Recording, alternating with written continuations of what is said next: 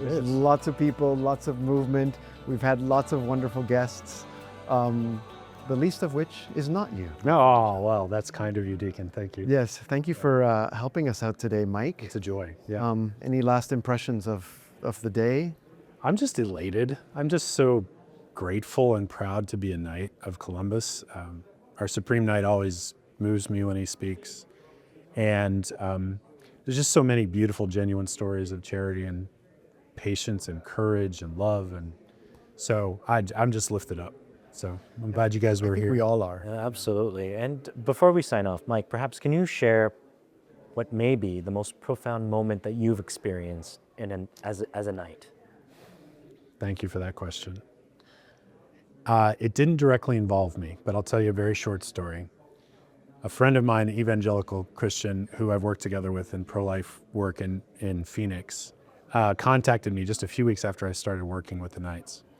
And the fires in Lahaina, Hawaii had just happened. And he's an entrepreneur, and he tries to help on the ground with charitable stuff. And they were trying to figure out how to get care to people in Lahaina because the roads were completely blocked with cars that had been burned, and it was a mess. And he says, "This is who you're working for now." And he sent me a text, and it was a photo a friend of his took with two boats up along the shore. And this was 24 hours after the Lahaina fires. And they had Knights of Columbus on the side, and there were men with jet skis going out and bringing all the supplies.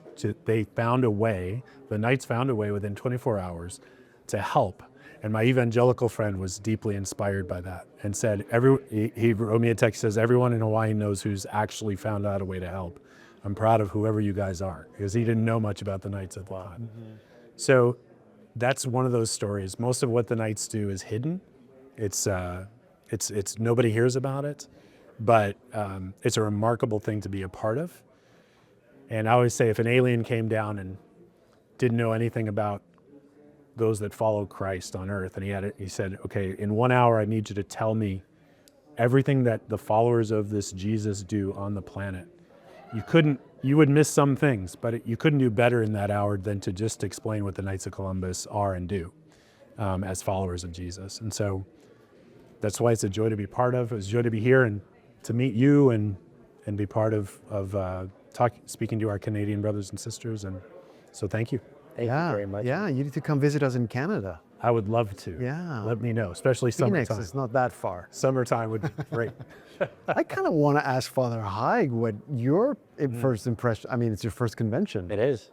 What are your impressions? It was certainly, it's been an incredible week filled with love, filled with faith. You truly feel the presence of the Holy Spirit. I think there's an energy that the Knights are bringing, not necessarily just to Washington, D.C., but from what I'm gathering to the world on the importance of unity and working together. It doesn't feel, it's not spoken about, and nor is it mentioned anywhere that this is an individual effort. This one person is doing this over here. No, everything is collective. Everything is in unison. Yes. Everything is different, and the Knights may appear a little bit different on where they are in the world, but the core and the fact that Christ is at the center of everything the Knights are doing, I can understand the love that exists, the fraternity that exists, the energy, the excitement, and it's been a blessing to be a part of this, Deacon Pedro. Thank you. No pun intended on the core. Yeah, the core. The core, C-O-R. I'm just, the one line about, the men don't want question marks, they want exclamation marks, and that's what the Knights of Columbus offer. I'd say that that's what the church offers, which is why that's what the Knights offer, that they offer the exclamation mark, and that's what we're seeing here these couple of days, is that exclamation mark. Exactly. Maybe a glimmer of that exclamation mark, because as you say, most of what's done is done hidden. Yeah, most of it's hidden, but it really is an exclamation point aimed at really following Christ as a real disciple. Exactly. So, yeah. Hidden like salt. Kidding. A little bit of salt that makes a difference. There you go. There's our connection. We're done our coverage this afternoon. but not our coverage for the whole week. In fact, tonight, if you missed the Supreme Knights annual report, you'll be able to watch it again at 7 p.m. Eastern.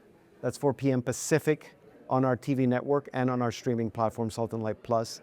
And in French, if you'd like to listen to the report in French, it will be broadcast as well in French at 5 p.m. Eastern. That's 2 p.m. Pacific.